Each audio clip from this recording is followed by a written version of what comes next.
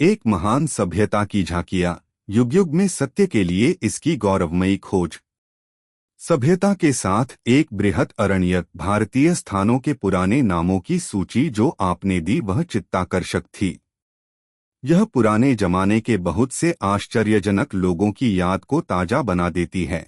शाम को नदी किनारे देवनाथ और संदीप के साथ टहलते हुए चमेली ने कहा, इन नामों से न केवल महान व्यक्तियों के बारे में बल्कि महान कार्यों के बारे में भी ज्ञान मिलता है। मैं ठीक कह रहा हूं न ग्रैंडपा, संदीप ने कहा। प्रोफेसर सीमेंट की एक बेंच पर बैठ गए और नदी के पार कोसों दूर पहाड़ियों और वृक्षों की एक धूमिल रेखा के पीछे अस्ताचल को जाते हुए सूरज को एकटक देखने लगे। ठीक है मेरे बच्चे, लेकिन हमारा अतीत इतना विराट और जटिल है कि स्थानों के नाम हमेशा महान व्यक्तियों और महान कार्यों का स्मरण नहीं दिलाते। सुदूर अतीत के पुरुषों और नारियों की मनोदशा और मनोवृत्ति को पढ़ पाना हमारे लिए कठिन है। मुझे इतना मालूम है कि ऋषियों ने करुणावश ऐसे व्यक्तियों के ऊपर भी कुछ स्थानों के नाम रखे जो न कुलीन थे न वीर, किंतु उनके आसपास कुछ असामान्य सा घटित हो गया। ऋषियों को भय था कि यदि केंद्रीय व्यक्ति के नाम को दीर्घ जीवन नहीं प्रदान किया गया तो भावी पीढ़ियां असामान्य घटना को भूल जाएंगी। ग्रैंडपा ने कहा, क्या हुआ यदि घटना विस्मृति के गर्भ में समा गई? क्या घटना के लिए अपात्र नाम को अमरत्व प्रदान करना आवश्यक है? संदीप ने दृढ़ता से अपना विचार प्रस्तुत किया। हाँ मेरे बच्चे, ऐसी अवस्थाओं में घटना इतनी महत्वपूर्ण हो जाती है कि उसे विस्मृत नहीं किया जा सकता, भले ही उसे स्मृति में बनाए रखने के लिए किसी अयोग्य व्यक्ति को भी याद रखना पड़ जाए। यदि कृष्ण को याद रखना है तो कंस को भी याद रखना पड़ेगा। वास्तव में तथाकथित अयोग्य व्यक्ति को उस संदेश से अलग नहीं किया जा सकता जो उसके नाम से जुड़े हुए आख्यान से हमें मिलता है। ग्रैंडपा ने अपना विचार दिया। उदाहरण के तौर पर जैसे अपने भाई की ओर देखकर मुस्कुराती हुई किंतु ग्रैंडपा से मुंह छिपाती हुई चमेली बोली। अपनी मुस्कुराहट से वह संदीप को यह बताना चाहती थी कि उसने ग्रैंडपा को कोई आख्यान सुनाने के लिए घेर लिया है। उदाहरण के लिए दंडकारण्य।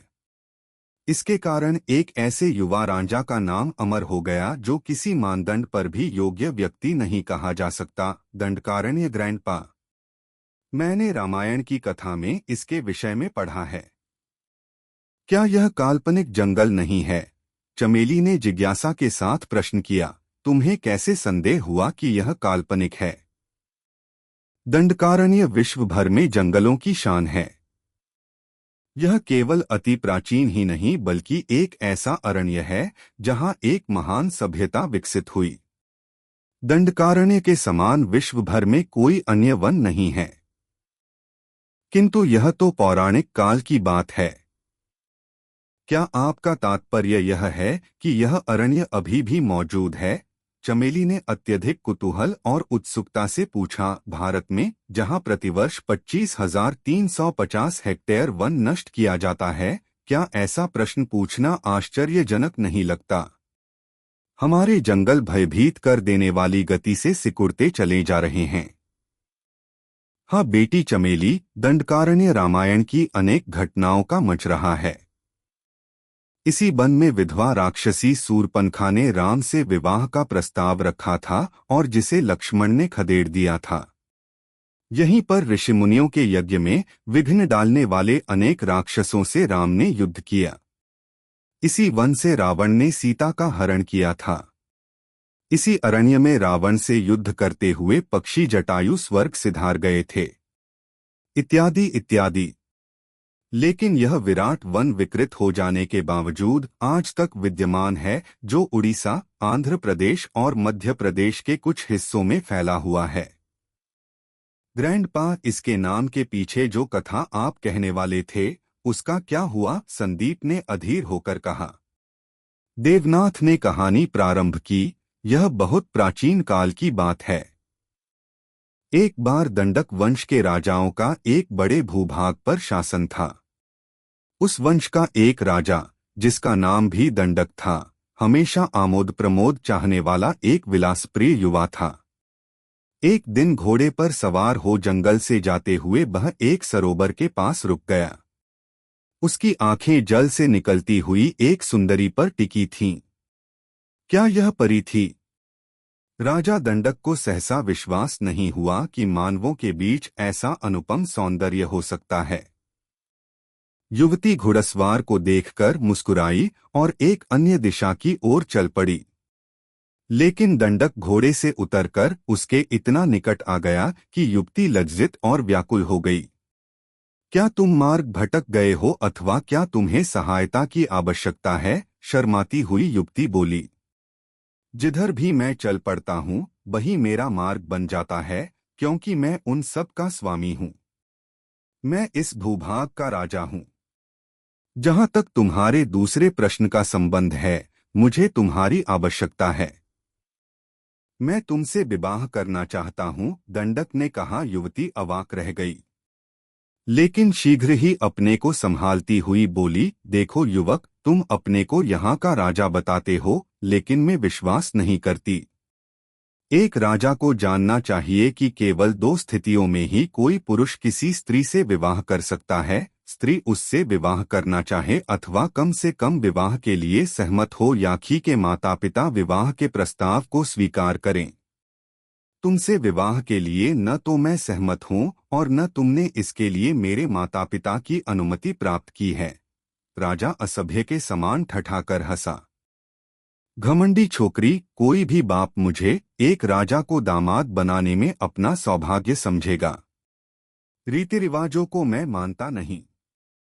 आओ मेरे साथ चलो।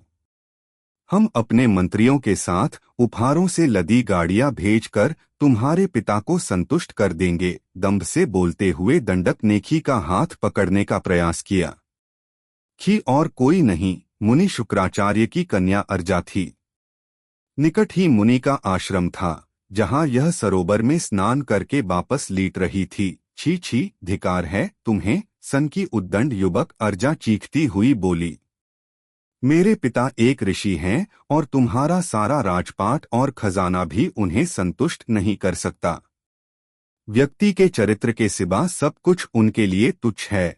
अर्जा ने दंडक के हाथ से अपने को यद्यपि छुड़ा लिया, लेकिन वह उसे बलपूर्वक पुनः पकड़ने का प्रयास करने लगा। उस खूंखार जानवर से निपटने के लिए अर्जा के बहुत संघर्ष करना पड़ा, जिसमें उसे काफी चोट आ गई और रक्त बहने लगा। नीच, दुष्ट, भाग यहाँ से। शीघ्र ही तुम्हें इस शैतानी की सजा मिल जाएगी।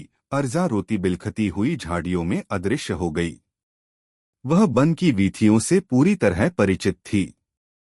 दंडक इसीलिए बहुत प्रयास के बावजूद उसे पुनः पकड़ पाने में सफल नहीं हो सका। निकट ही एक नदी किनारे मुनि शुक्राचार्य का आश्रम था। मुनि ने जैसे ही ध्यान के बाद अपने नेत्र खोले कि उनकी दृष्टि रोती बिलखती और घबराई अर्जा पर पड़ी। क्या बात है मेरी बची? मुनि ने पूछा। अर्जा फूट फूट कर रोने लगी। वह इतनी घबरा गई थी कि बहुत देर तक एक शब्द भी न बोल सकी। उसने कभी कल्पना भी नहीं की थी कि जंगली हिंसक पशुओं से भी अधिक खतरनाक जानवर मनुष्य हो सकता है और उसे ऐसी विषम परिस्थिति से गुजरना पड़ सकता है। पिता की सांत्वना पाकर उसने उन्हें अपना सारा दुखद वृतांत सुना दिया। मुनि ने ध्यान करके जान लिया कि वह असभ्य दुराचारी राजा दंडक स्वयं था। उन्हें यह भी ज्ञात हो गया कि उसका पूरा राज्य इसी तरह के दुराचार का शिकार बन चुका है। उन्होंने यज्ञ का आयोजन कर उस राज्य के सर्वनाश के लिए प्रचंड शक्तियों का आह्वान किया। उन्होंने शाप दिया, पापी दंडक का सारा राज्य पविन्न आत्माओं और निर्दोष पशुओं को छोड़कर जल कर राख हो जाए। शीघ्र ही राजमहल के साथ साथ यन के चतुर्दिक नगरों और ग्रामों को अग्नि की कोटि कोटि लपटें निगलने लगीं। कई रात और कई दिन तक चलने वाली इस विनाश लीला में राजा दंडक के साथ उसका समस्त राज्य जलकर भस्म हो गया। कुछ बचे हुए निर्दोष खी पुरुष और पशु शरण लेने अन्यत्र चले गए। सैकड़ों कोसों तक राख ही राख। कैसी भयंकर विनाश लीला रही होगी। धीरे धीरे कालक्रम में दृश्य बदला। अन्य बनों से बरसाती झोंकों के साथ आए उस मरुस्थल पर बीज अंकुरित होने लगे। सैकड़ों वर्षों के बाद वह सारा क्षेत्र जंगल में बदल गया। शताब्दियों गुजरती गई और धीरे धीरे यह वन न केवल तपस्वियों और ऋषिमुनियों का शरणस्थल बन गया, बल्कि राक्षसों और नर पिशाचों का अड्डा भी। जिन ऋषिमुनियों को इस वन के उद्गम का ज्ञान था, उन्होंने उस अभागे राजा तथा वंश के नाम पर इन्हें दंडक वन या दंडकारण्य कहा, जो इसके लिए उत्तरदायी था। अद्भुत। चमेली और संदीप ने विस्मय प्रकट किया।